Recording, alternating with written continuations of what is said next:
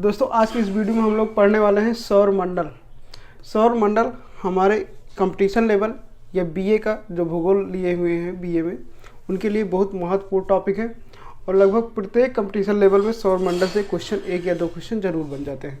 तो चलिए आज इस सौर मंडल का जो जाल बिछा हुआ है उसको हम बिल्कुल ईजिली तरीके से, बिल्कुल आसानी तरीके से अच्छे से पढ़ेंगे।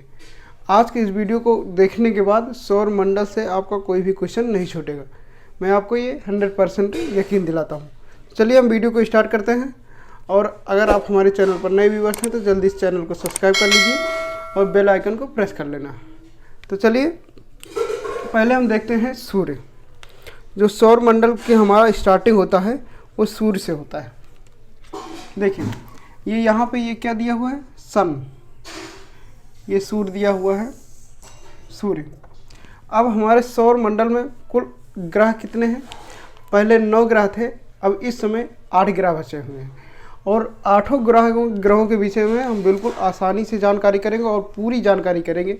जितने भी क्वेश्चन ऑब्जेक्टिव बन सकते हैं इनसे वो भी बताएंगे और डिस्क्रिप्टिव किस प्रकार से पूछा जाता है आपके बीए में भूगोल में वो भी सारे क्वेश्चन हम बताने वाले हैं। तो वीडियो को अंत तक देखिए। पहले सूर्य की बात कर लेते हैं। तो जो सूर्य है हमारा सौर मंडल में, तो सूर्य का जो तापमान है 15 मिलियन डिग्री सेल्सियस है। 15 मिलियन, ये इसका मतलब ये बहुत गर्म सूर्य होता है। सूर्य का तापमान बहुत अधिक है और इसका जो बाहरी तापमान है वो 6000 डिग्री सेंटीग्रेड होता है। अब सूर्य से सबसे निकट ग्रह हमारा जो होता है वो बुध होता है। सूर्य से सबसे निकट ग्रह बुध होता है और बुध का अगर हम बात करें तो इसके क्या होता है कि इसके कोई भी उपग्रह नहीं होता है।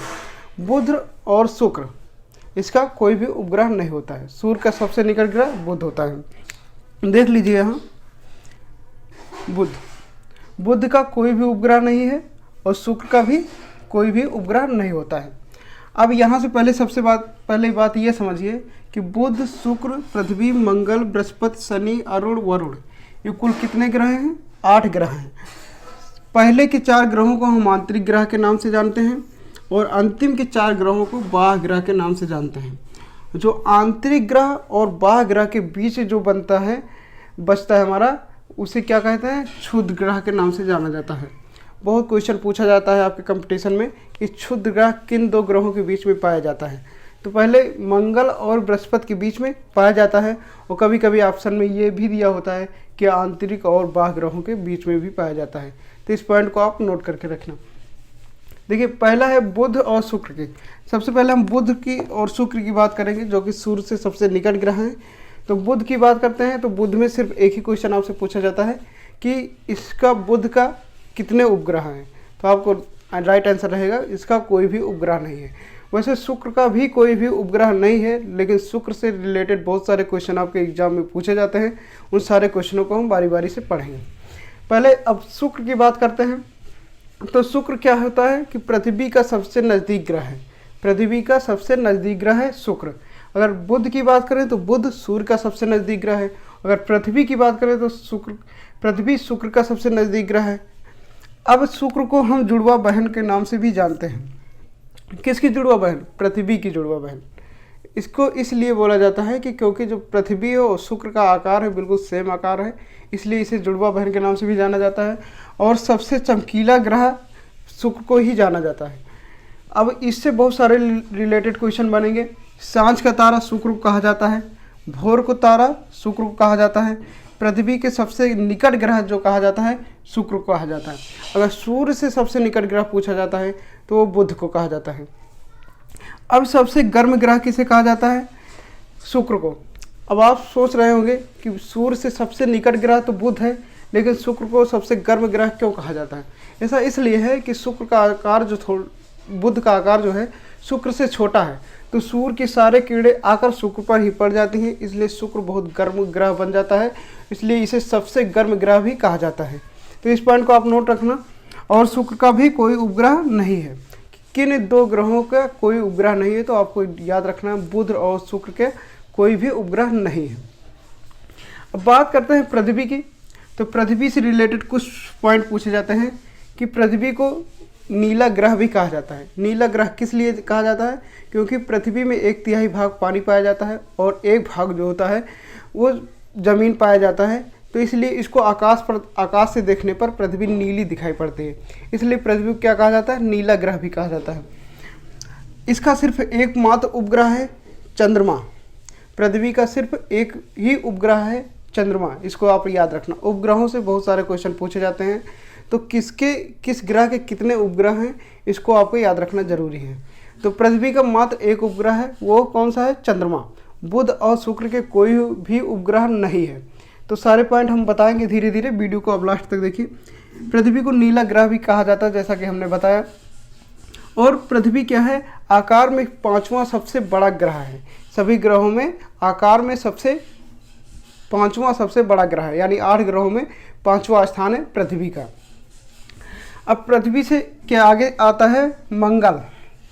मंगल को इंग्लिश में मार्स बोला जाता है, और मंगल से जितने रिलेटेड क्वेश्चन बनते हैं उन सारे क्वेश्चनों को हम बता रहे हैं।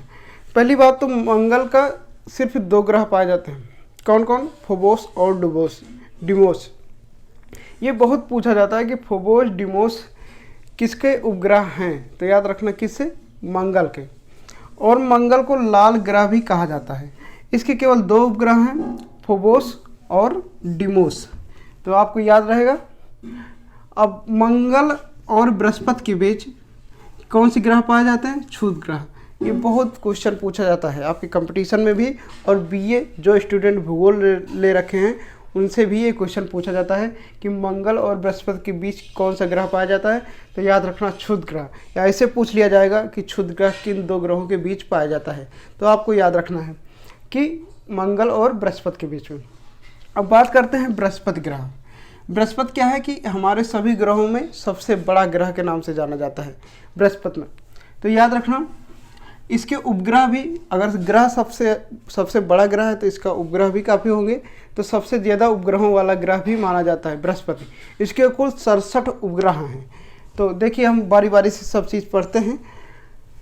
इसमें बताया जाता है कि बृहस्पति एक इतना बड़ा ग्रह है जिसमें 13 लाख पृथ्वी समा सकती है, और इसमें सबसे अधिक उपग्रह भी हैं।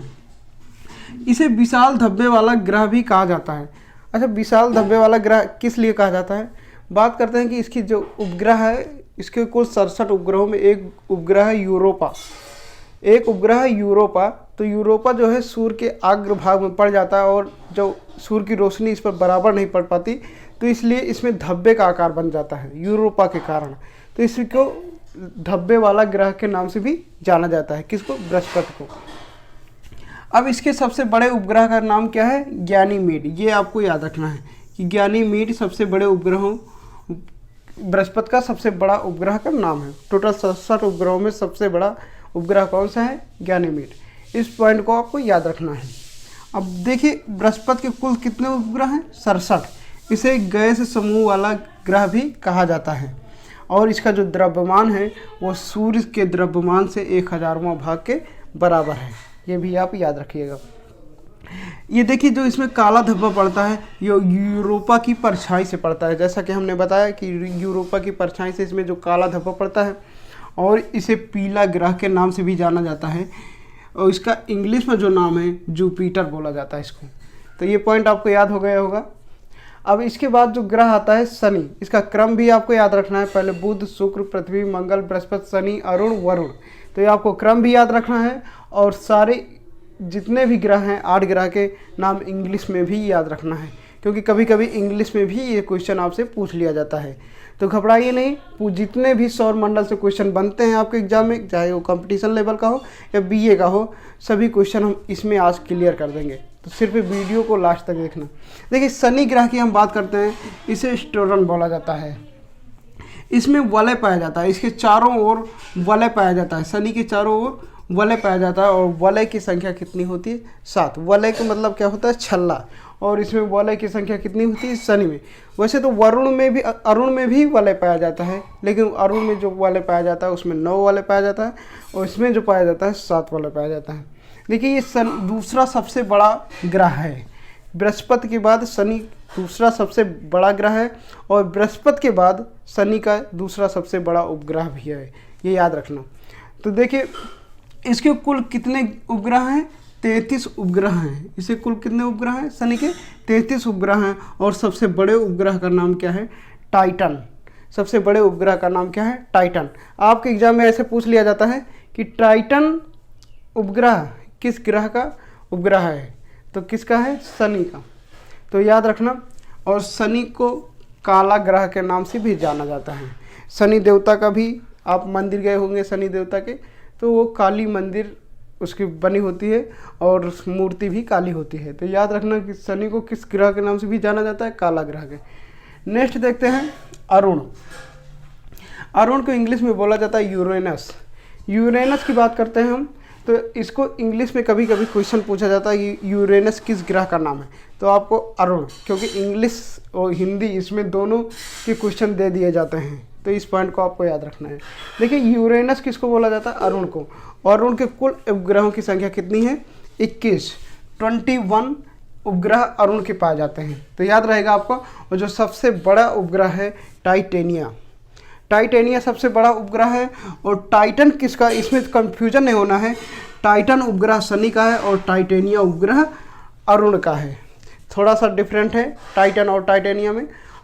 अब वलय कितना? इसमें 9 वलय पाया जाता है, जैसा कि हमने पहले भी बता दिया है कि शनि में 7 वलय पाया जाता है और अरुण में 9 वलय पाया जाता है। अब बताया जाता है कि ये जो वरुण ग्रह है, वरुण पृथ्वी से 63 गुना बड़ा ग्रह है। कितना? 63 गुना बड़ा ग्रह है। और बृहस्पति में हमने बताया कि इसमें 13 लाख पृथ्वी समा सकते हैं। तो याद रखना आप, इसकी खोजकर्ता कौन है? William Herschel. अब नेक्स्ट ग्रह आता है सबसे अंतिम वाला ग्रह, वरुण ग्रह की बात करते हैं तो इंग्लिश में इसे नेपच्यून बोला जाता है। वरुण ग्रह को हरे ग्रह के नाम से भी जाना जाता है और सबसे ठंडा ग्रह के नाम से जाना जाता है। सबसे ठंडा ग्रह किस लिए कहा जाता है? क्योंकि सूर्य से सबसे दूर ग्रह पर है। कौन? वरुण। सूर्य से सबसे दूर होने के कारण इसे ठंडा ग्रह का नाम दिया गया है। और क्योंकि इसकी रोशनी जो होती है, सबसे कम रोशनी इस ग्रह पर पड़ती है, इसलिए ये ज़्यादा गर्म ग्रह नहीं है। अब इसे ठंडा ग्रह के नाम से भी जाना जाता है। नेक्स्ट आता है कि सूर्य से सबसे दूर ग्रह कौन सा है? वरुण। नेपच्यून इंग्लिश में बोला जाता है, जैसा कि हमने बताया कि सूर्य से सबसे दूर ग्रह पे कौन सा है? वरुण। और इसमें कितना? पृथ्वी से 17 गुना बड़ा है। ये पृथ्वी से 17 गुना बड़ा ग्रह है वरुण। जो सबसे दूर पर है वो भी पृथ्वी से सबसे 17 गुना बड़ा हुआ। अब ये इसमें कुल कितने उपग्रह हैं? 8 उपग्रह हैं। वरुण में कुल 8 उपग्रह हैं और इसे हरा ग्रह के नाम से भी जाना जाता है, जैसे हमने बताया। और सबसे बड़े उपग्रह का नाम क्या है? ट्रिटॉन। याद रखेंगे, सबसे बड़े उपग्रह का नाम क्या है? ट्रिटॉन। बस दोस्तों, इस जो सौर मंडल यानी सोलर सिस्टम से जितने भी क्वेश्चन पूछे जाते हैं, हमने आपको सभी क्वेश्चन बता दिया। अगर सौर मंडल से आपके एग्जाम में, कंपटीशन लेवल के एग्जाम में या बीए के एग्ज़ाम में कोई भी क्वेश्चन आता है, तो मैं आपको आशा दिलाता हूँ कि जितने चीज़ हमने बताया इससे बाहर का कोई भी क्वेश्चन नहीं पूछा जाएगा। अब इसके बाद वाले वीडियो में हम आपको ऑब्जेक्टिव, जितने भी ऑब्जेक्टिव इससे बन सकते हैं सौर मंडल से, लगभग 100 से 150 ऑब्जेक्टिव जितने भी बन सकते हैं, उसका मैं ऑब्जेक्टिव वीडियो लेकर आऊँगा और आपको बिल्कुल हल करने में बिल्कुल आसानी होगी। अगर आपने ये पूरा वीडियो ध्यान से देखा है तो ऑब्जेक्टिव सारे सही करेंगे आप लोग, मैं ये आशा करता हूँ। तो दोस्तों, ये दो चीज़ दिया हुआ है, कभी इससे भी क्वेश्चन बन सकता है। ये भी भूगोल का एक महत्वपूर्ण टॉपिक था। देखिए, ये देशांतर किसे कहा जाता है? इसको ग्लोब बोला जाता है। क्या बोला जाता है? ग्लोब। ग्लोब जो किसी ऑफिस या अधिकारी के दफ्तर में आपने देखा होगा, गोल गोल रखा होता है ग्लोब, जो कि भारत का नक्शा दिखाता है या पूरे विश्व का नक्शा दिखाता है। अलग अलग ग्लोब हो सकता है। तो इसमें जो ये खड़ी लाइनें होती हैं, जैसे देख रहे हैं, इसको देशांतर बोला जाता है। और ये जो पड़ी लाइनें होती हैं, इसे अक्षांश बोला जाता है। नहीं लगता कि सौर मंडल से अब कोई क्वेश्चन छूट रहा होगा, और जो भी क्वेश्चन आपको नहीं आ रहा है सौर मंडल से, वो सारे क्वेश्चन बिल्कुल आसानी से आ गए होंगे। तो आई होप कि आपने वीडियो को लाइक कर दिया होगा। अपने चैनल पर नए हैं तो सब्सक्राइब कर लीजिए और अपने दोस्तों के साथ इस वीडियो को बहुत से ज़्यादा शेयर कीजिए, क्योंकि अभी मुझे सपोर्ट करने की आपको ज़रूरत है, क्योंकि अभी हम लोग इस वीडियो से कुछ भी पैसा नहीं कमा रहे हैं। तो जल्दी से इस वीडियो को दोस्तों के पास शेयर कर दीजिए। तो मिलते हैं अगले वीडियो में, तब तक के लिए जय हिंद, जय भारत।